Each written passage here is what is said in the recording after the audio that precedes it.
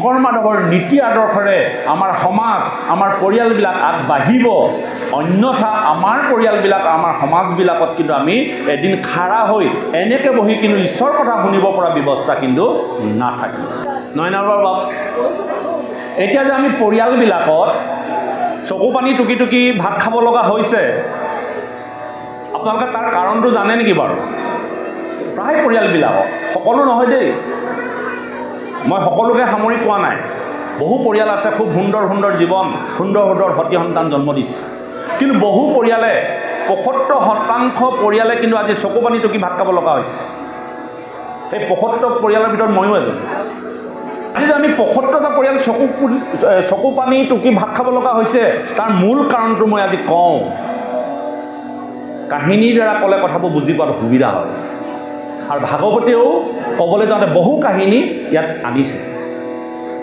কাহিনী এটাৰ মাধ্যমেৰে যদি আমি কৈ থাকোঁ তেন্তে নিশ্চয় বুজিবলৈ সুবিধা হয় আপোনালোকে এইফালে কুঁহিয়াৰ পৰা যে বনাই কি কয় গুড় কয় ময়ো শিৱসাগৰে গৈসাগৰ গুড় কয় এচুপা মিঠৈ বহু লোকে মিঠৈ বুলি কয় আমি গুড় বুলিয়ে কওঁ এচুপৰা মিঠৈ আছে ১০০টা মাখি আহিলে মাখি ১০০টা মাখি আহি পেলাই গুড় দমত পৰিলে গুড় খালে ৫০টা মাখি তাত লাগি ধৰিল আৰু ৫০টা উৰি গুচি গ'ল এই ৫০টাৰ ভিতৰত আকৌ আহিলে ৫০টা পৰিলে বাকী ৫০টাটো লাগি ধৰিলে আকৌ ৫০টা আহিলে গুড় খালে ২৫টা লাগি ধৰিলে ২৫টা কিন্তু উৰি গুচি গ'ল এবাৰ ২৫টা আহিলে গুড় খালে গুচি গ'ল আকৌ আহিলে আকৌ গুচি গ'ল গোটেই গুড়ৰ দমটো খাই শেষ কৰি দিলে কিন্তু ২৫টা মাখি লাগি নধৰিলে লাগি ধৰিলে কেইটা ৭৫টা প্ৰথম ৫০টা তাৰপাছত ২৫টা ৭৫টা আৰু বাকী ২৫টাই গোটেই গুড়ৰ দমটো খাই শেষ কৰি দিলে কিন্তু লাগি নধৰিলে এই তত্ত্বটো যদি আমি জানো তেন্তে আমাৰ পৰিয়ালত আমি চকু পানী টুকি ভাত খাব নালাগে অৰ্থাৎ সেই ২৫টা আমাৰ মাজত এতিয়াও আছে সেই ২৫টা পৰিয়াল যিসকলে জানে গুড়ৰ দমটো গুড় কেনেকৈ খাব লাগে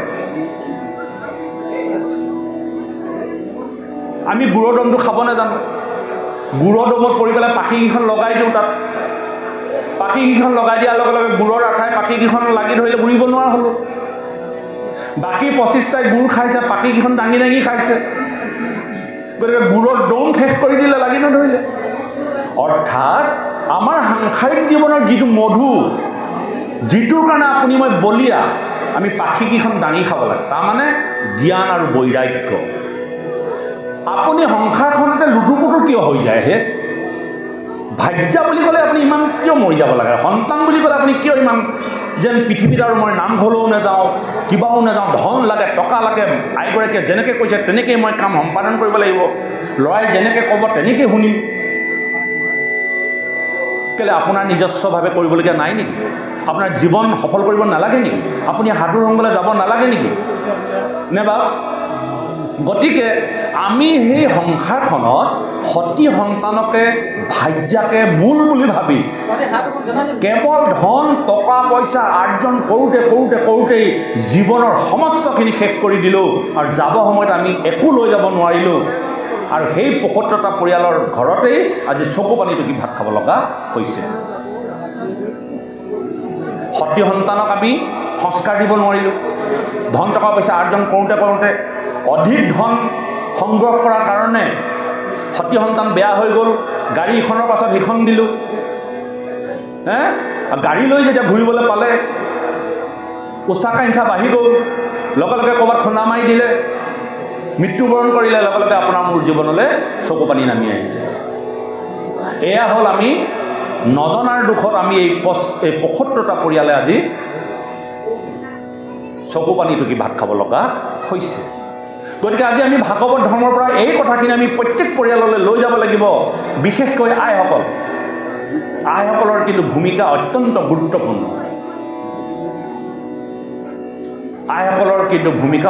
গুৰুত্বপূৰ্ণ আপোনাৰ সন্তানে ক'ৰ পৰা কেনেকৈ কি ধন অৰ্জন কৰি আনিছে সেই কথাটো আইহে গম পাব আজি বোলে 10,000 টকা লৈ আহিল, তেওঁ দৰমহা পায় বোলে 5,000 টকা। তো আইগৰাকীয়ে সুধিব লাগিব, তই যে 10,000 টকা আনিলি ক'ৰ পৰা? তোৰতো দৰমহা 5,000 টকা। বোলে 10,000 টকা আনিলি ভালেই হ'ল দে, বজাৰখন কৰি আহ, কাইলৈ 20,000 আনিলে আৰু ভাল পালে। কিন্তু সন্তানটোৱে যে কি পথেৰে যে অৰ্থ উপাৰ্জন কৰিছে এই কথাটো কিন্তু তেওঁ চিন্তা নকৰাৰ কাৰণে এদিন গৈ দেখিব সেই সন্তানটো বিপদত পৰিলেগৈ আৰু সেই বিপদৰ পৰা উদ্ধাৰ কৰিব নোৱাৰা অৱস্থা হ'ল। এই কথাটো মই যুৱক যুৱতীসকলকো কৈছোঁ যে 4 পুৰুষাৰ্থ সাধন কৰিবলৈ যাওঁতে ধৰ্ম যেনেকৈ আমি সাধন কৰিলোঁ, ধৰ্মৰ পাছত আমাৰ কি আছে? অৰ্থ। 4 পুৰুষাৰ্থ সাধন কৰিবলৈ আমাক অৰ্থ কেনেকৈ সংগ্ৰহ কৰিব লাগিব, আৰু এই অৰ্থ সংগ্ৰহ কৰিবলৈ যাওঁতে তাত 5টা প্ৰকাৰ আপুনি নিয়ম মানিব লাগিব। যেনেকৈ ধৰ্ম ৰক্ষা কৰিবৰ কাৰণে 7টা নিয়ম ৰক্ষা কৰিব লাগিব, ঠিক তেনেকৈ অৰ্থ সংগ্ৰহ কৰিবৰ কাৰণে 5টা নিয়ম আপোনাৰ হবে বা আমি ৰক্ষা কৰিব লাগিব। এতিয়া 5টা নিয়ম কি কি? অৰ্থ সংগ্ৰহ কৰিবৰ কাৰণে সৰ্বপ্ৰথমে পিতৃ মাতৃৰ আশীৰ্বাদ লাগিব। পিতৃ মাতৃৰ আশীৰ্বাদৰ অবিহনে আপুনি যিমানেই ধন টকা পইচা নঘটক সমস্তখিনি বৃথা। এতিয়া অৰ্থ বুলি ক'লে কি বুজিব? অৰ্থ দুটা, এটা অৰ্থ হ'ল ধন টকা পইচা, এটা অৰ্থ হ'ল পৰমাৰ্থ, পৰম অৰ্থ, পৰম বৃত্ত। এই দুইটা অৰ্থ সংগ্ৰহ কৰিবৰ কাৰণে সৰ্বপ্ৰথমে পিতৃ মাতৃৰ আশীৰ্বাদ প্ৰয়োজন। আৰু এটা প্ৰকাৰ কি? উদ্যম। অৰ্থ সংগ্ৰহ কৰিবৰ কাৰণে উদ্যমৰ প্ৰয়োজন আছে। যিটো সন্তানৰ বা যিগৰাকী যুৱতীৰ উদ্যম নাই, তেওঁ জীৱনত কেতিয়াও অৰ্থ সংগ্ৰহ কৰিব নোৱাৰে। পৰমাৰ্থী অৰ্থ গ্ৰহণ কৰিবৰ কাৰণে তেওঁ উদ্যম লাগিব যে কেনেকৈ মই গুৰু ভকতৰ পৰা ভাগৱত ধৰ্ম নিচিনা পৰম অৰ্থ সংগ্ৰহ কৰিব পাৰিম, এই উদ্যমটো লাগিব। তৃতীয়তে কি লাগিব? তৃতীয়তে লাগিব গুৰুৰ আশীৰ্বাদ। বিনা গুৰু চৰণে ভকতি ৰকতি মুকুতি ক'বও নহয়। অৰ্থ উপাৰ্জন কৰিবলৈ গুৰুৰ কৃপা লাগিব। আপোনালোকে দেখিছে কিবা এটা অনুষ্ঠান আৰম্ভ কৰিবলৈ যাওঁতে বা কিবা এটা দোকান বজাৰ আৰম্ভ কৰিবলৈ যাওঁতে সৰ্বপ্ৰথমে আমি কি কৰোঁ? নহয়নে বাৰু?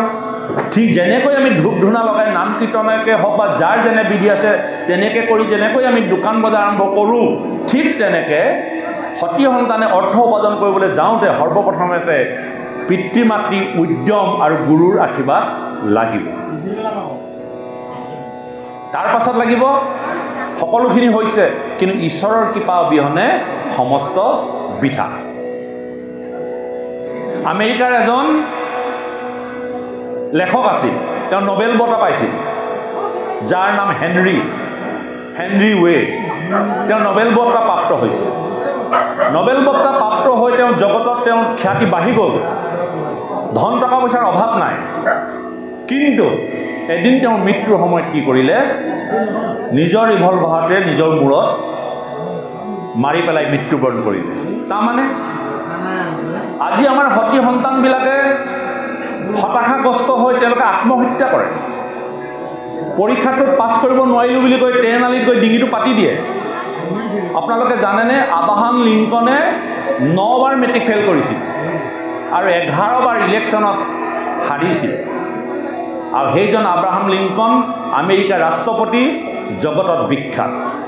যদি আমেৰিকাৰ আব্ৰাহাম লিংকনে 6 বাৰ মেট্ৰিক ফেইল কৰি 11 বাৰ ইলেকশ্যনত হাৰি যদি জগতৰ এজন সুনাম হ'ব পাৰে, ব্যক্তি হ'ব পাৰে, তেন্তে আমাৰ সতী সন্তানে এবাৰ ফেইল কৰিলে কিয় তেওঁলোকে হতাশাগ্ৰস্ত? মই যুৱক যুৱতীসকলৰ উদ্দেশ্যে কৈ আছোঁ আজি গোটেই কথাখিনি। গতিকে আমি চাব লাগিব, কিতাপ পঢ়িব লাগিব। APJ আব্দুল কালামো ফেইল কৰিছে। গতিকে আমি ভাগৱতৰ মাধ্যমেদি, ভাগৱত ধৰ্মৰ জৰিয়তে গুৰু ঈশ্বৰ সন্তৰ সংগ কৃপা লাভ কৰি জীৱনত কেতিয়াবা সফল নহ'লেও বাৰে বাৰে আমি সফলতা কৰিবলৈ গৈ আমি জীৱনত এনেকুৱা এটা ছাকচেছ কৰিব পাৰিম, কৃতকাৰ্যতা কৰিব পাৰিম, যিটো জগতত প্ৰখ্যাত হৈ থাকিব। আজি সেই নোবেল বঁটা বিজয়ী লোকজনে কিয় আত্মহত্যা কৰিলে? তেওঁৰ জীৱনৰ এটা বস্তু অভাৱ আছিল। তেওঁ নোবেল বঁটা পালে, তেওঁ কৃতকাৰ্যতা হ'ল, কিন্তু তেওঁ সফলতা নাই। সফলতা মানে সফল কৰিবলৈ হ'লে গুৰুৰ আশীৰ্বাদ, ভাগৱত ধৰ্ম বা শাস্ত্ৰৰ জ্ঞান, এইখিনি কিন্তু তেওঁৰ অভাৱ আছিল। তেওঁ কেৱল ধনহে ঘটিলে, তেওঁ কেৱল লিখিহে গ'ল, পালে নেপায়, নেপালে পায়। তেওঁ পালে, কিন্তু এটা বস্তু নাপালে। তেওঁ ধন টকা পইচা সা সন্মান পালে, কিন্তু ঈশ্বৰক নাপালে, নহয়নে বাৰু? কিন্তু এজনে ঈশ্বৰক পাইছে, ধন টকা পইচা নাপালেও তেওঁ সুখী। গতিকে আমি কোনটো বিচাৰিম? ধন বিচাৰিম নে টকা বিচাৰিম নে? নহয়নে বাৰু? গতিকে এনেকুৱা ধৰণৰ কথাবিলাকে ভাগৱত ধৰ্মত আছে। কৈ থাকিলে আগবাঢ়ি যাব, আমি মাজে মাজে কম। ইয়াত অকণমান আছে কথা, আমি আগবঢ়াইছোঁ পদৰ কথা। হে ৰাম হৰিৰত আছে কলি, কীট যত দুখ, বুচুক প্ৰথমে কৰা হৰি হৰি ঘোষ। ভাগৱতৰ পদৰ কথাখিনিকে কৈ আছোঁ। এই যে যিমানখিনি কথা আমি পাতিলোঁ, এইখিনি আমাৰ কলিকিত দুখ নহয়নে? এই কলিকিত দুখবিলাক গুচাবৰ কাৰণে আমি প্ৰথমতে কি নাম কৰিব লাগিব? হৰি হৰি ঘোষিব লাগিব। ভাগৱত ধৰ্মত যিখিনি কথা আছে সেইখিনি কথাকেই আপোনালোকৰ আগত মই কথাৰে প্ৰকাশ কৰি আছোঁ। আমাৰ মাজত যিমানখিনি আজি দুখ গুণ আমি বিচাৰ কৰিলোঁ, এই গুণখিনি হ'ল আমাৰ কলিকিত দুখ। কলিৰ দ্বাৰা আমি প্ৰভাৱিত হৈ পেলাই থাকোঁ। কিন্তু এই কলিৰ প্ৰভাৱৰ পৰা যদি মুক্ত হ'ব বিচাৰোঁ, তেন্তে আমি সৰ্বপ্ৰথমে কি কৰিব লাগিব? ভাগৱতৰ আশ্ৰয় ল'ব লাগিব। সৰ্বপ্ৰথমতে ঈশ্বৰৰ নাম ঘোষণা কৰিব লাগিব। সৰ্বপ্ৰথমে আমি সাধুৰ সংগত যাব লাগিব। আৰু আজি আপোনালোকে যুৱক যুৱতীসকলে যে এই ভাগৱতৰ সন্মুখত বহি একেস্থিৰে ভাগৱত ধৰ্ম শ্ৰৱণ কৰিছে, এয়া হ'ল আপোনালোকৰ জীৱনৰ সফলতা। মই ধন্যবাদ দিছোঁ, ধন্যবাদ দিছোঁ। আপোনালোকে ইমান নিৰলে, ইমান সুন্দৰভাৱে বহি এই ভাগৱত শ্ৰৱণ আৰু কীৰ্তন কৰি আছে। এয়া আমাৰ বৰ্তমান সময়ৰ সমাজৰ কাৰণে সুলক্ষণ। যে কি নহওক, আপোনালোকে এই ধাৰাবাহিকতা ৰক্ষা কৰিব বুলি মই পৰম আশাৰে বাট চাইছোঁ আৰু ভগৱন্তৰ চৰণত সেৱা জনাইছোঁ। হে ৰাম কৃষ্ণৰ চৰণে কৰি আশেষ প্ৰণতি, অচ্যুতৰ কিংকৰ শংকৰ নিগদতি,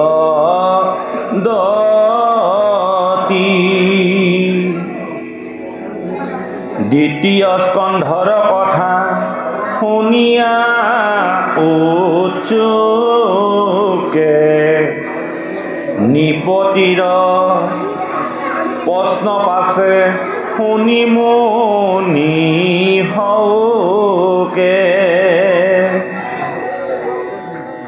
কৃষ্ণ পদ পংকজক হৃদয়ত ধৰি, দিলন্ত সিদ্ধান্ত তাংক সাধুবাদ কৰি।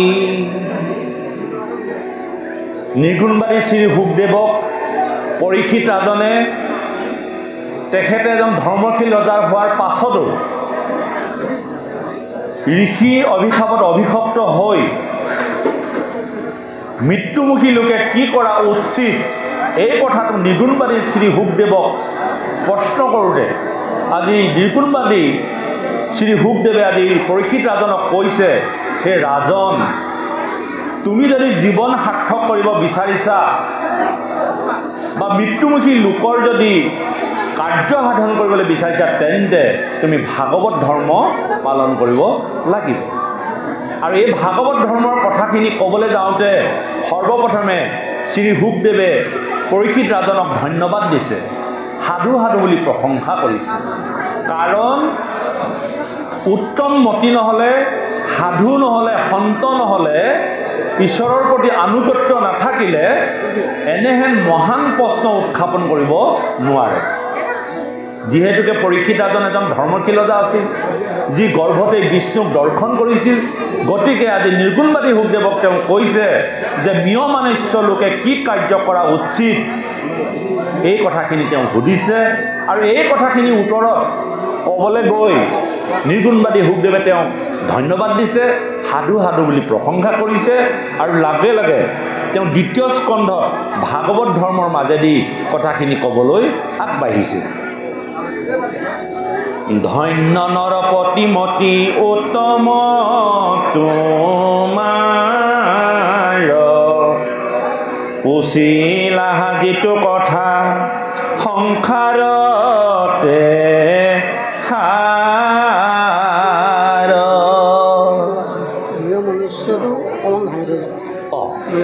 মিয়মানুষ্য বাপজনে কৈছে যে মিয়মানুষ্য কথাটো ভাঙি দিব লাগে। মিয়মানুষ্য মানে মৃত্যুমুখী লোক। যিজন লোকে মৃত্যুৰ ফালে আগবাঢ়ি গৈ আছে সেইজনক মিয়মানুষ্য বুলি কোৱা হয়। অৰ্থাৎ আপুনি ময়ো এজন মিয়মানুষ্য। আমি যিদিনাই জন্মগ্ৰহণ কৰিলোঁ, জন্মগ্ৰহণ কৰাৰ দিনাখনিৰ পৰা আমি গতি কৰিছোঁ ক'লৈ? মৃত্যু নামৰ খুঁটিটোলৈ, নহয়নে বাৰু? গতিকে আমাৰ সংসাৰখন দুদিনীয়া বুলি কোৱা হয়। কিয় দুদিনীয়া বুলি কয়? 3 দিন বুলিতো নক'লে, 4 দিন বুলি নক'লে। অৰ্থাৎ আমাৰ সংসাৰখনত মাত্ৰ দিন দুটা, এটা হ'ল জন্ম হোৱা দিনটো আৰু এটা হ'ল মৃত্যু হোৱা দিনটো। জন্ম হোৱা দিনটোৰ পৰা মৃত্যু নামৰ দিনটোলৈকে অহৰহ গতি কৰি থকা মাজৰ যিটো ব্যৱস্থা, সেই ব্যৱস্থাটোকে কি বুলি কৈছে? জীৱন বুলি কৈছে। জীৱন বুলি কৈছে।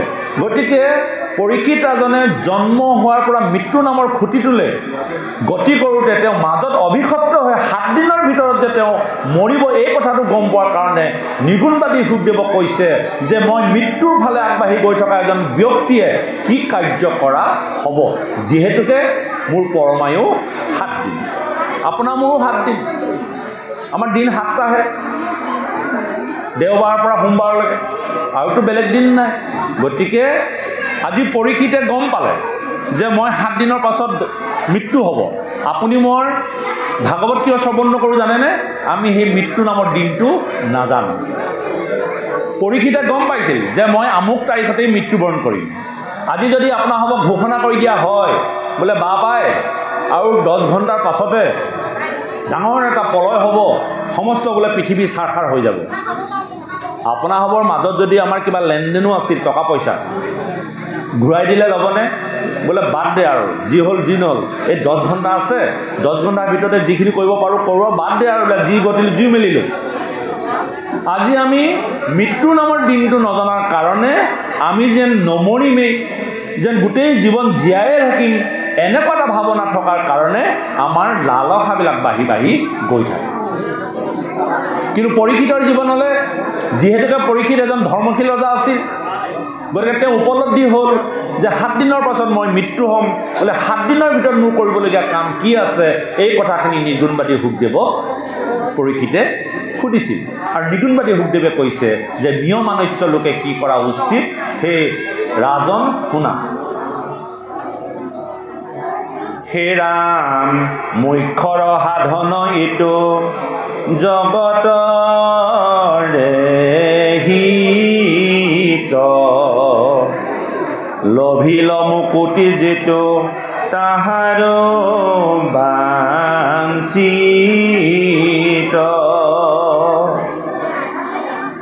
হে ৰাম, নাহি জ্ঞান যাৰ জাতি, ধৰ্ম মাত্ৰ কৰে, নিতে বলি বিশ্ব পঞ্চ যজ্ঞ আচৰে, তাহাৰো শ্ৰুতব্য কথা আছে অসংখ্যাত, হৰি বিমুখৰ হুৱে ব্যৰ্থে আয়ো পাত। খুব সুন্দৰ কথা কেইটামান ইয়াত উপস্থাপন কৰিছে যে মুখ্যৰ সাধন ইটো জগতৰে হিত, লভিল মুকুতি যিটো তাহাৰো বাঞ্ছিত, নাহি জ্ঞান যাৰ জাতি ধৰ্ম মাত্ৰ কৰে, নিতে বলি বিশ্ব পঞ্চ যজ্ঞক আচৰে। আজিতো আমাৰ সমাজ ব্যৱস্থাত এই কথাকেইটাই এটা সাংঘাতিক বিতৰ্ক চলি থাকে, নাথাকেনে বাৰু? কৈছে যে আমি জন্ম হোৱাৰ লগে লগে আমাৰ 5টা ঋণ লাগি আহিল, নহয়নে বাৰু? জন্ম হোৱাৰ লগে লগে আমাৰ 5টা ঋণ লাগি আহিল। কি ঋণ লাগিলে? পিতৃ ঋণ, ভূত ঋণ, দেৱ ঋণ, কুটুম্ব ঋণ, বা পুষ্য ঋণ, নহয়নে বাৰু? এনেকৈ কৈ আমি 5টা ঋণত ঋণীগ্ৰস্ত হ'লোঁ, ঋষিহীন। আৰু এই 5টা ঋণৰ পৰা আপুনি মুক্ত হ'বৰ কাৰণে আপুনি নিতে 5টা যজ্ঞ সাধন কৰিব লাগিব। মন কৰিব কথাবিলাক। আমি জন্ম হোৱাৰ লগে লগে 5টা ঋণ লাগি আহিলে আৰু সেই 5টা ঋণৰ পৰা মুক্তি পাবৰ কাৰণে আমি নিতে 5টা যজ্ঞ সাধন কৰিব লাগিব, নহ'লে আমি ঋণীগ্ৰস্ত হৈ থাকিম, ঋণীগ্ৰস্ত হৈ থাকিম। সেইটোকে কৈছে, নাহি জ্ঞান যাৰ জাতি ধৰ্ম মাত্ৰ কৰে, নিতে বলি বিশ্ব পঞ্চযজ্ঞক আচৰে। যিসকল লোকে এই 5টা যজ্ঞৰ পৰা মুক্তি পাবৰ কাৰণে নিতে বলি যজ্ঞ পূজা পাতল কৰি থাকে, তেওঁলোকৰ জ্ঞান নাই বুলি কৈছে। ভাগৱতে কৈছে দেই বাবাই সমস্ত, আমি নাই কোৱা। কৈছে যে নাহি জ্ঞান, যাৰ জ্ঞান নাই তেওঁলোকেহে কৰে, জাতি ধৰ্ম মাত্ৰ কৰে। এইটো জাতৰ লোকেহে ঈশ্বৰৰ উপাসনা কৰিব লাগিব। এইটো জাতৰ লোকে ঈশ্বৰৰ উপাসনা কৰিলে আমি নচলোঁ। এইজন লোকেহে আমাক খাবলৈ দিব লাগিব। এইটো জাতৰ লগত আমি উঠা বহা কৰিব নোৱাৰিম। এইবিলাক যিয়ে কৰে তেওঁলোক প্ৰকৃতাৰ্থতে ভাগৱতৰ মতে জ্ঞান নাই বুলি কৈছে। আৰু সেই অজ্ঞানীসকলে কি কৰে? নিতে বলি পঞ্চযজ্ঞক আচৰে। নিতে বলি বিধান কৰে, যজ্ঞ কৰে, পূজা পাতল কৰে এই 5টা ঋণৰ পৰা মুক্তি হ'বৰ কাৰণে, আৰু জাতি ধৰ্ম তেওঁলোকে ভেদ কৰে। এই অজ্ঞানীসকল বা এই মূৰ্খসকলে কিন্তু ভাগৱতৰ পৰা বহু কথা শুনিবলগীয়া আছে। কৈছে যে তাহাৰো শ্ৰোতব্য কথা আছে অসংখ্যাত, হৰি বিভূষৰ হৈ ব্যৰ্থে আয়ু পাত। তেওঁলোকে বহু কথা শুনিবলগীয়া আছে ভাগৱতৰ পৰা, আৰু তেওঁলোকে এই কথাবোৰ নুশুনি নাজানি জাতিভেদ কৰি 5টা যজ্ঞ ঋণৰ পৰা মুক্ত হ'বৰ কাৰণে বলি বিধান পৰ্যন্ত কৰি তেওঁলোকে মুক্তিৰ যিটো কামনা কৰে, তেওঁলোকে কিন্তু বহু কথা শুনিবলগীয়া আছে। কি কি শুনিবলগীয়া আছে? এতিয়া সেই ঋণকেইটা কেনেকৈ আমি বুজিম? আমাৰ শাস্ত্ৰত কি বুলি কৈছে? আপোনালোকে ভক্তি ৰত্নাৱলীৰ নাম শুনিছেনে? কৃপালু মাধৱ মহাপুৰুষে ৰচনা কৰা ভক্তি ৰত্নাৱলী 13 অধ্যায়। ভক্তি ৰত্নাৱলী 13টা অধ্যায় আছে। 13 অধ্যায়ত এই কথাখিনি কৈছে যে কি বুলি কৈছে? এই 5টা ঋণ বুজিবৰ কাৰণে কি কি কৰিব লাগিব? হোমে দেৱ ঋণ সুজে, তৰ্পণে ঋষিৰ, বলিদানে ভূত সাৰ্ধ, আদিৰ পিতিৰ। উপায়কেইটা দিছে। এই ভাগৱতত উপায়কেইটা নাই দিয়া। ইয়াৰ উপায়কেইটা ভক্তি ৰত্নাৱলীত দিছে যে আপুনি 5টা ঋণৰ পৰা মুক্ত হ'বৰ কাৰণে আপুনি কি কৰিব লাগিব? দেৱ ঋণটো বুজিবৰ কাৰণে আপুনি হোম যজ্ঞ কৰিব লাগিব। হোমে দেৱ ঋণ সুজে, তৰ্পণে ঋষিৰ। ঋষি ঋণ বুজিবৰ কাৰণে তৰ্পণ কৰিব লাগিব। এতিয়া ভাগৱতে ঠিকেই কৈছে যে দেৱতাৰ ঋণ বুজিবৰ কাৰণে আমি হোম যজ্ঞ কৰিব লাগিব, আৰু এই হোম যজ্ঞ এদিন কৰিলে নহ'ব, নিত্য কৰিব লাগিব। এতিয়া হোম যজ্ঞ কৰিব পাৰিম নে নোৱাৰিম আমি কলি যুগত? কৃপালু শংকৰ গুৰুজনাই এই ভাগৱতটো লিখিলে ভক্তি ৰত্নাৱলীত, কিন্তু আমি আজি হোম যজ্ঞ কিয় এৰিছোঁ? কিয় আমি তৰ্পণ নকৰোঁ? অৰ্থাৎ কৃপালু শংকৰ গুৰুজনাই কলিযুগৰ মল্লমতী মনুষ্যসকলৰ স্বভাৱ আৰু চৰিত্ৰ কথা জানি যদিও 5টা ঋণৰ পৰা দেৱঋণ বুজিবৰ কাৰণে যজ্ঞ কৰিব লাগে, কিন্তু এই যজ্ঞ কলিযুগৰ লোকসকলে সম্পাদন কৰিব নোৱাৰে। কেনেকৈ নোৱাৰে? যজ্ঞ সাধন কৰিবৰ কাৰণে 6টা শুদ্ধিতা লাগিব, স্থানৰ শুদ্ধিতা লাগিব, কালৰ শুদ্ধিতা লাগিব, দ্ৰব্যৰ শুদ্ধিতা লাগিব, মন্ত্ৰৰ শুদ্ধিতা লাগিব আৰু পুৰোহিতৰ শুদ্ধিতা লাগিব। আজি যজ্ঞ কৰিবলৈ যালে বা গ'লে কৃষ্ণ যজ্ঞ কৰিবলৈ গ'লে আমি যিটো ঘিউৰ দ্বাৰা আমি যজ্ঞ কৰিম সেই যজ্ঞখিনি দিয়া ঘিউখিনি শুদ্ধিতা নাই। আপুনি যদি দোকানলৈ যায় বোলে সেই দোকানী বোলে ঘিউ অলপ লাগে, বোলে কিমান লাগে, বোলে 200 গ্ৰামমান লাগে, বেছি নালাগে। বোলে কিহৰ কাৰণে লাগে, যজ্ঞৰ কাৰণে নে বোলে খাবলৈ লাগে, বোলে যজ্ঞৰ কাৰণে লাগে, বোলে লৈ যাওক, বোলে অলপ বেছিকৈ দিয়া, অলপ খাবলৈ থৈ দিবা, বোলে বেছিকৈ নিনিব, এইখিনি বোলে খাব নোৱাৰে, বোলে কিয়, এইখিনি কেৱল অকল যজ্ঞৰ কাৰণে, খাব নোৱাৰে। অৰ্থাৎ সেই ঘিউখিনি শুদ্ধিতা নাই। অৰ্থাৎ যজ্ঞত যিটো ঘিউ দি পূৰ্ণাহুতি দিব বা দেৱতাক সন্তুষ্ট কৰিব, সেই দ্ৰব্যটো যদি শুদ্ধিতা নাথাকে দেৱতা কোনো কাৰণতেই সন্তুষ্ট নহয়। আৰু সেই ঘিউ আনিবলৈ যাওঁতে বা বনাবলৈ যাওঁতে গৰুজনীয়ে আগদিনা কি খাই পেলাই গাখীৰ দি পেলাই ঘিউ বনাইছে সিমান পৰ্যন্ত আপুনি চিন্তা কৰিব লাগিব। যদি আগদিনা আপুনি 20টা খাইছে গৰুজনীয়ে, পিছদিনা যদি সেই গাখীৰৰ পৰা ঘিউ বনাইছে, সেই ঘিউ কিন্তু যজ্ঞত দেখাতে। আগৰ দাপৰ তেতাৰ দিনত যজ্ঞ কৰিব পাৰিছিল, তেতিয়া গুবিলাক শুদ্ধিতা ৰাখিছিল আৰু শুদ্ধ কৰি ৰাখিছিল। আৰু যিগৰাকী গৰুৰ পৰা গাখীৰ খীৰাব সেই গৰুজনীক স্নান কৰাইছিল, ধূপ দীপ দি পূজা অৰ্চনা কৰিছিল, ভাল খাদ্য খাবলৈ দিছিল আৰু তাৰ পৰা গাখীৰ উলিয়াই সেই গাখীৰৰ পৰা নিৰ্মিত ঘিউৰ দ্বাৰাহে যজ্ঞ কৰিছিল।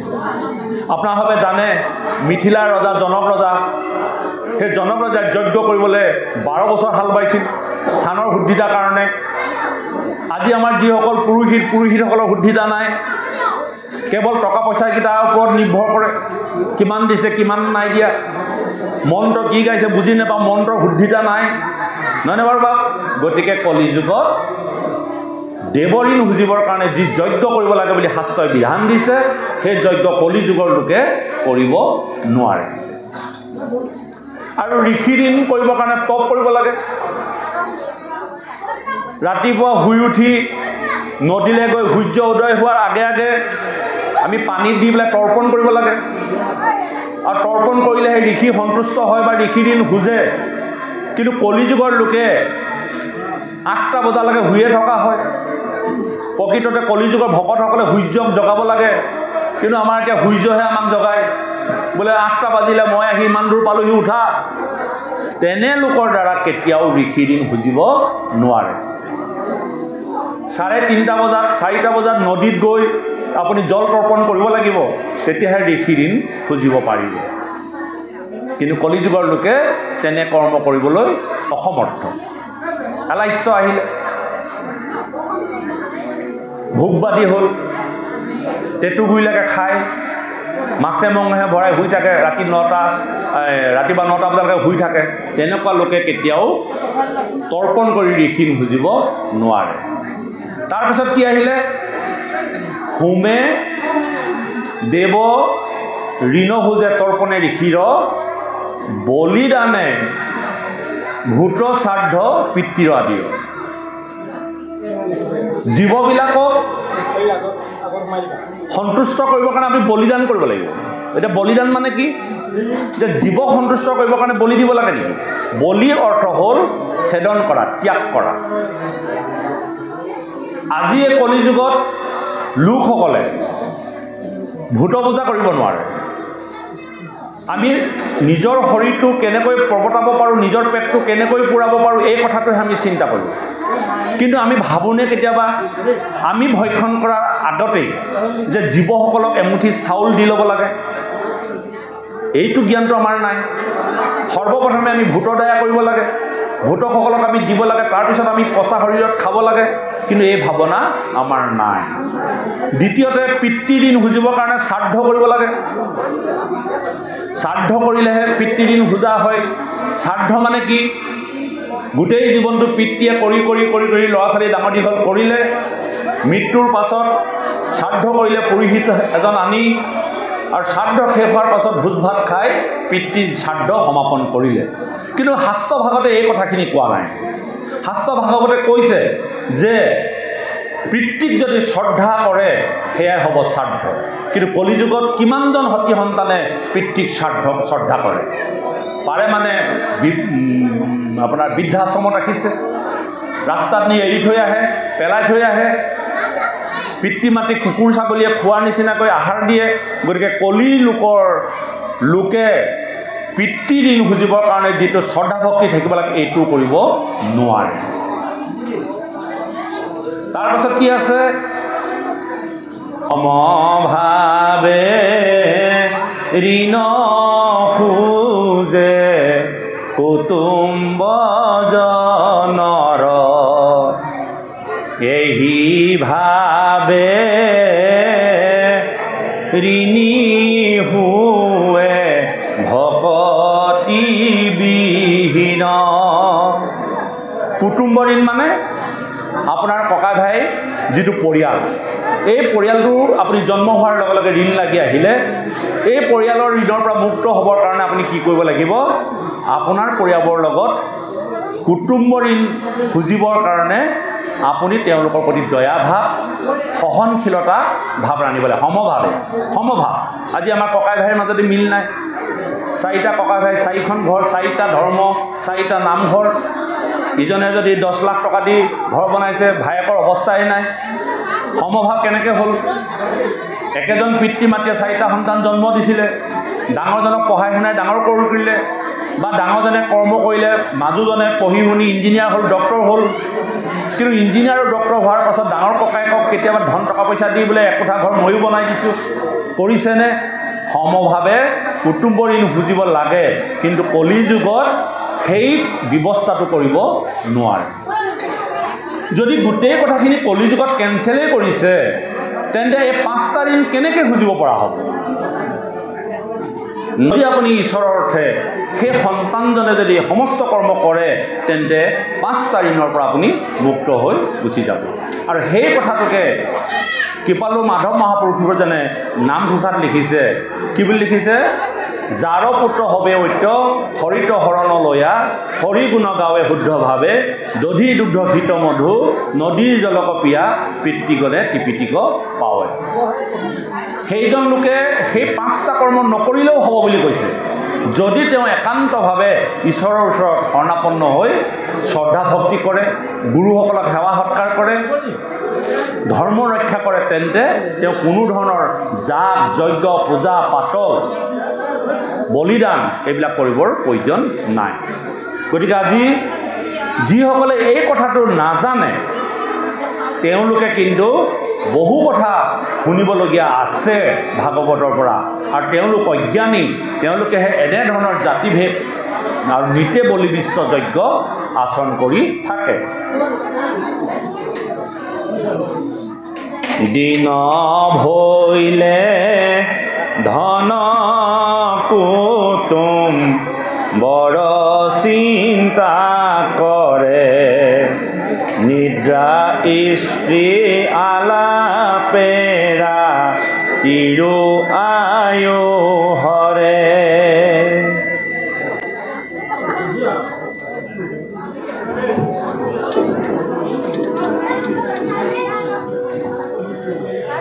গতিকে এইসকল লোকে নিদ্ৰা ভইলে ধন কুটুম বড় চিন্তা কৰে, নিদ্ৰা স্ত্ৰী আলাপে ৰাতিও আয়ু হৰে, মিছা বিষয়ক মাত্ৰ কৰৈ অভিলাষ, যিহেতু নেদেখে নৰে আপোনাৰ নাশ।